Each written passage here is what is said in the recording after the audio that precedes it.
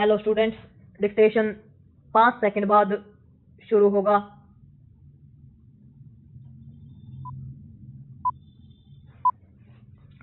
Start.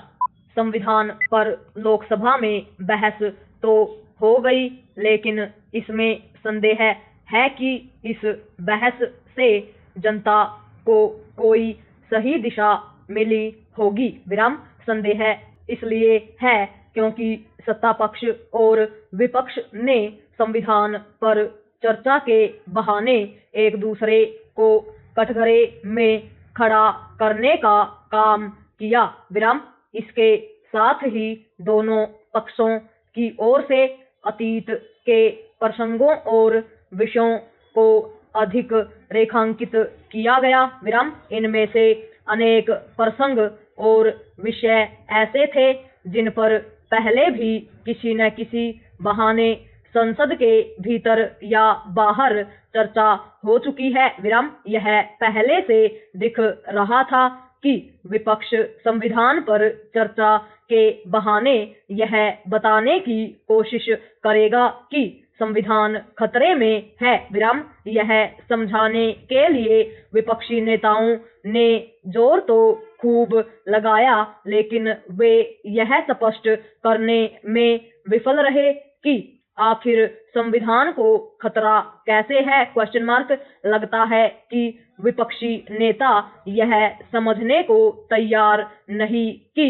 Lok Sabha चुनाव के समय उन्होंने संविधान के खतरे में होने का जो होवा खड़ा किया था वह अब असरकारी नहीं रह गया है। विराम। विपक्ष के रवैये से यही लगा कि उसे यह बुनियादी बात समझने में मुश्किल हो रही है कि जाति जनगणना कराने न कराने से संविधान की सेहत पर क्या असर पड़ने वाला है। Question mark. यदि जाति जनगणना इतनी ही आवश्यक है तो नेहरू, इंदिरा, राजीव गांधी और मनमोहन सिंह के कार्यकाल में क्यों नहीं कराई गई। Question mark.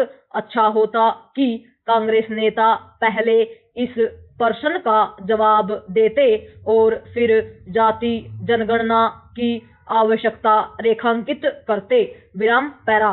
कांग्रेस और अन्य विपक्षी दलों को यह भी बताना चाहिए कि संविधान पर बहस करते समय सावरकर का नाम लेना और मनुस्मृति दिखाना क्यों आवश्यक हो गया था। Question mark. कांग्रेस को यह समझ आ जाए तो बेहतर कि सावरकर मनुस्मृति और अदानी का उल्लेख करते रहने से उसे कोई राजनीतिक लाभ नहीं मिलने वाला। विराम। कांग्रेस संविधान पर चर्चा करते समय यह भी भूल गई कि वह यदि मोदी सरकार के 1 दशक के कार्यकाल का हिसाब मांगेगी तो उसे भी अपने 4 दशकों के कार्यकाल का हिसाब देना होगा। विराम। संविधान पर चर्चा के दौरान जैसे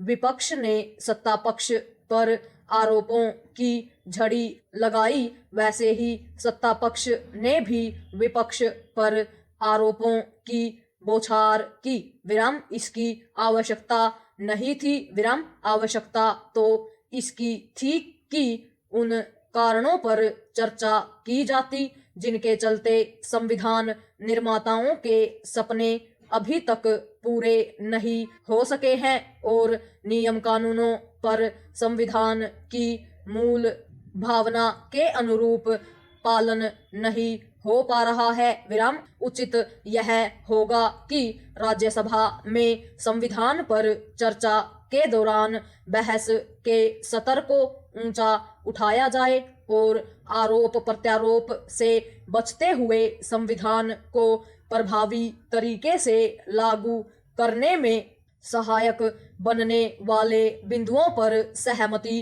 कायम की जाए और फिर उन पर कोई सार्थक चर्चा की जाए। विराम। इस सिलसिले में प्रधानमंत्री ने जो 11 संकल्प गिनाए हैं उन पर ध्यान दिया जा सकता है। पूर्ण विराम।